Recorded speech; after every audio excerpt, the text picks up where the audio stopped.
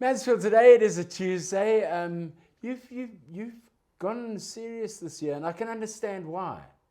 You know, because when we came back on air, there were things doing the rounds like bullying at schools. Vax. There was the whole vaccination debate going on, which is still raging, and there's still court judgments that we're awaiting on that. So that'll have to be revisited. But another ugly monster, a really ugly monster that has reared its head through a whole, and it's amazing how some of these monsters come out in a whole lot of different ways, and one comes out and I think because somebody has had the courage to maybe come forward with it, you suddenly get all the other monsters rising around it. And it's like this whole cesspit of things you don't want to see and don't want to confront, but you have to. And there's this whole question of sexual harassment in the workplace has come up. It started with, to my memory, with the MEC down in Cape Town. And then it started coming out in different ways and in different forms, Right. as well. What is sexual harassment? So, Jim, I think that's the question to start with, the right question. So, in its simplest terms, in the workplace, okay, it's unfair discrimination from one party on another around three things: sex in its carnal form, unfair discrimination around gender, very important. So in other words, a woman above a man or a man above, or thirdly, about your sexual orientation. Now, even the appeal court has made it clear, the appeal court stated, this is probably one of the most heinous crimes in the workplace today. It is actually an absolute shocker.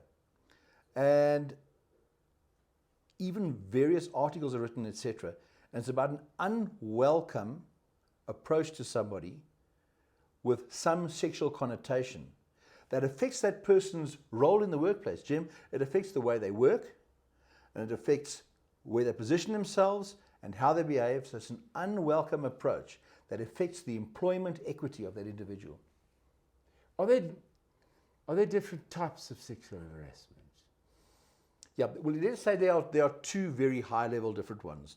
The first is, number one, is quid pro quo sexual harassment. In other words, you do this for me, and then I will give you a promotion, give you an increase, give you more time off. That's a very, very direct one. The second one is a more complex one, which relates to a hostile work environment. So think about this.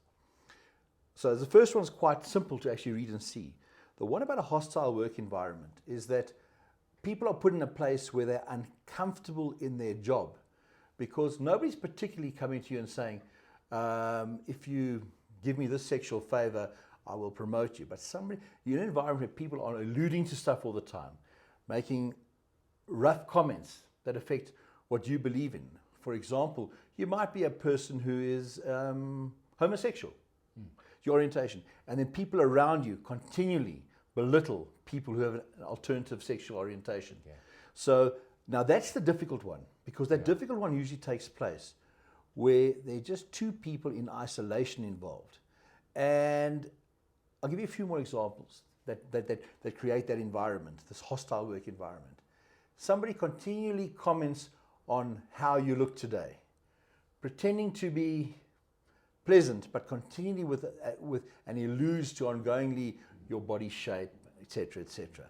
Somebody speaks about their own sexual practice at home. They share it with you to try and elicit some sort of environment. And it can be something as, I would imagine, as small as, oh, nice pants you're wearing. Very much so. So it's not that, it's the demeanor, it's the way it's done. It's the way it's done. Yeah. Having said that now, what does the commissioner at CCMA, right? At CCMA, if it gets to that point, what does a commissioner at CCMA look at when this matter comes up in front of he or her? Because that usually comes with unfair dismissal. It leads to a person losing their job, moving away. Yeah. Well, okay, let's say the first point is the commissioner looks at, and this is the point, they have to grapple with an issue between two totally conflicting and distracting opinions. Yeah. So the first challenge the commissioner said, so I work for you, Jim. Like, yeah, I work for you. Okay, I'm on your show. But to get more airtime, you do a lot of these makes it uncomfortable for me. This is my source of income, but walking in the morning, you fondle my butt. In your case, it's fine, but I mean, it doesn't go well. But any of those nuances, and it ends up at a CCMA.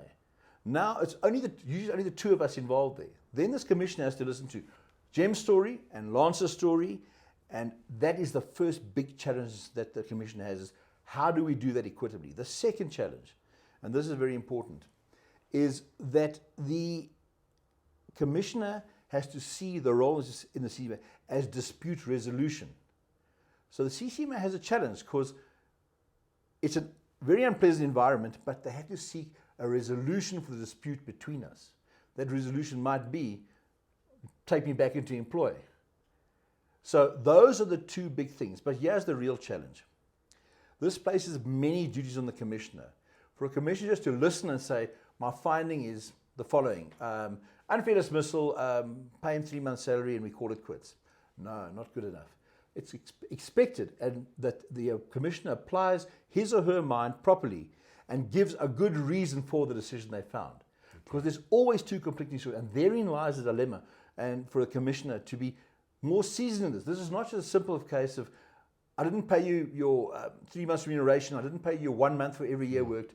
There's a lot more behind it. So the intensity of these cases, it's a good question you asked about CCMA. That commissioner has to be have their head pretty well screwed on properly, because they have to look at both these conflicting cases and also give very good reasons for the decision they made and the sanction that they execute. Okay, well, now that we're talking about sanctioning and all the rest of it, can you give an example of how far the law will go to judge against sexual harassment? Okay, this is pretty ruthless. I think the courts had enough of it, and as you mentioned earlier, it's now come to the fore, and it's very, very visible. I'll give you an example, a very recent matter. I'm not going to mention names, etc. One can find, everyone looks for it, but we don't want to do that here. Yeah. So the matter was, a woman was employed into a company, and in the first week, her boss in the company invited her ongoingly out to dinner. Then she went to dinner, and then he wanted to sit in his lap, and there was a whole lot of nuances and so on and so forth. When she pretty much told him to bugger off, she was let go at the end of that first week. This then went towards the unfair dismissal, and a lot of good things have come out of this. You have to protect a new employee, etc., etc. And questions came up like, the company is held responsible, even if the owners of the company didn't know this was going on. The company is held responsible. In this particular case, the judgment was harsh. This woman was, the decision was, pay her 2 years' salary. She's only been there a week. 2 years' salary. Yeah. All her legal costs, interests. There was a myriad of stuff. And this is why it's important that those of us who in the corporate world, and in any world, even a private company, don't go down that route, because the courts, and I support it, they've had enough of this nonsense. As much as I criticize legal process and procedure, this is one that I believe everywhere in the world. You should not compromise a person's work and career by putting them in a position where they have to behave in a way which is not natural to them, and where they're not interested. Does that mean, though, that to protect themselves, I'm looking at it from the employer's side now, that employers need to, if there's somebody found guilty in their employ of sexual misconduct or harassment, that the employer should be firing that person with immediate effect? Okay, here's the danger. So, no, the answer is no, not just as simple as that. Okay. It goes far more complex. So the complexity is this. One, always, if you're the employer, get an independent professional, probably a labor attorney, which I'm not, but a labor attorney who understands these things and the nuances to manage the process. 2, one must be careful if just because somebody did say something that was inappropriate, nice ass or whatever, in America they call it goosing, chick walks past you and grabs you by the butt. Is that enough to just throw somebody out the company? Probably not. So it's got to be a balance between what happened, what's acceptable, because that's not acceptable, but to what degree. But then very important, what they are saying and the courts are saying is, in your company, especially with companies with a lot of people and complex environments and a lot of moving parts, one, have a protocol in place about sexual harassment. Let everybody in the company know this is the way we do things here and this is the way we don't do things. This is what it means. To whistle at somebody across the room is also unacceptable. A wolf whistle. It's unacceptable. When we were much younger and we started our careers, I mean, people made jokes and that was okay then. It's not okay anymore, right? And so I think so. Have a protocol in place, have a procedure, but very importantly, make sure that all your employees are brought up to speed with it. Let them know it. Then you avoid this thing in the beginning. You avoid the conflict that arises out of these situations. And sometimes people have different senses of humor. Sometimes it's meant in jest. So don't just sack somebody because of it. Educate them. However, there are certain lines, once you've crossed them, that's goodbye. But go through the process, have a protocol in place, and make sure, and very important, make sure that your employees, your managers, and everybody is fully aware of what goes on here. Share this video with as many people as you can and tell them about it, because it is a vital part of being an employer and being an employee as well. There are a heck of a lot more questions that go into this sexual harassment in the workplace. And Lance, if you don't mind, can we continue with this topic next week? Because I've got a slew of stuff that I want to still ask you. Of course. And I know if we open this up to info at, or no, legal, let's send it straight through to Lance. Legal at Mansfield Today, that's with the number 2, day.com. If you've got any questions, send them through to Lance in the next week, and we'll try and raise some of those as well in the course of the conversation, because there is so much more to get out of this particular conversation.